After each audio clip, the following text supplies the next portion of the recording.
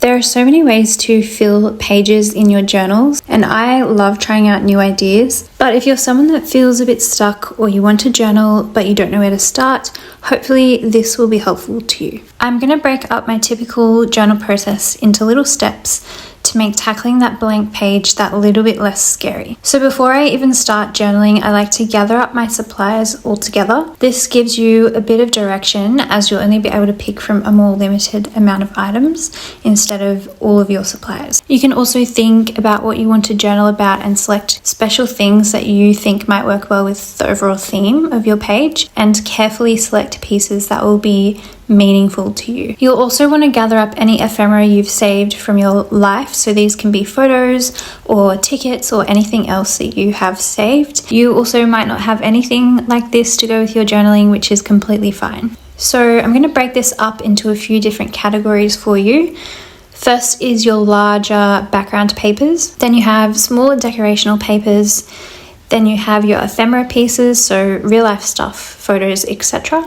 And then other decoration like stickers, tapes, or other little embellishments, whatever you want to add. I'm using a lot of stuff today from my new printable kit, which is in my shop. When you're facing a blank page, a new page in your journal, it can be really hard to start.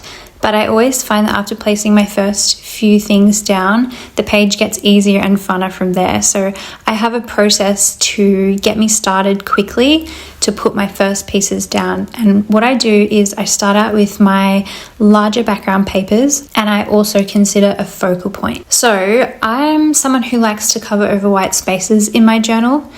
And for me, I'm working in a junk journal, so it already has a mixture of papers and patterns on the pages themselves.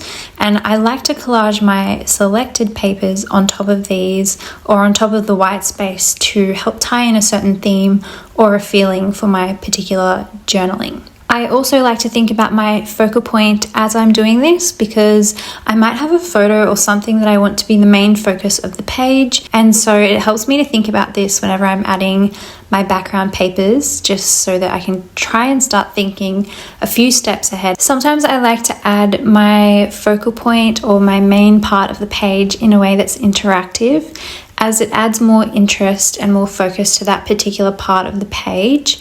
A little fold out is a really great, easy way to do this, but there are so many different things you can try, really fun features that you can add to your journal. Once I'm happy with the background and I've got my main pieces down, I just like to add any extra decorational bits and pieces. So usually these are small to medium sized bits and pieces of paper that just enhance what I've already got. So they're stuff like phrase cards and little scraps of paper. After adding my bits and pieces, this is when I think about my written journaling and where I can position it on the page.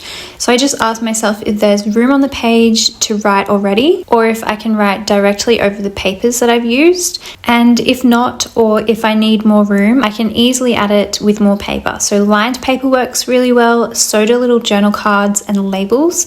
And you can just layer these on top of what you already have to make blank space for writing. At this point, I fill in my journal spots and I add some finishing touches. So that's just anything I might not have thought of before, or fill in any areas that kind of look like they need something there.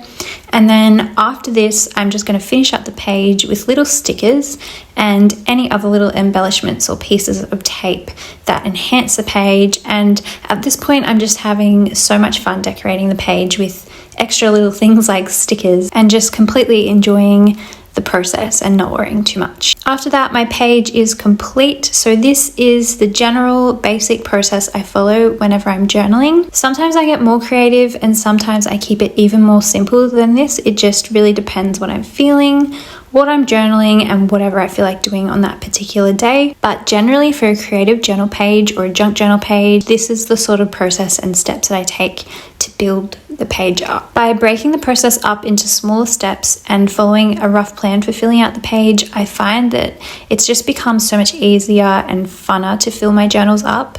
I don't worry about the page before I start journaling. I don't become frozen by what if questions or worrying if I'm going to mess it up. And that's just come from finding a process that works well for me and practicing, because the more that you journal, the easier it becomes, the more fun it becomes, and the more creative you'll get with it naturally. So I can really lose myself more in the process and have much funner, more flexible journaling and more relaxed, more beneficial journaling sessions. So if you're ever feeling stuck with journaling, or you want to start but you don't know where to start, or if you're scared that you're going to ruin a journal, I really recommend trying these steps. From there, you can just find what process works best for you, because my process and my steps might not be perfect for you and your style. It just depends on how you like to journal, because we're all different. I hope this video was helpful. I hope you're feeling inspired. If you want to see more journaling content, I have tons and tons of journaling content on my channel. Thank you so much for watching, and I'll see you again soon in my next video.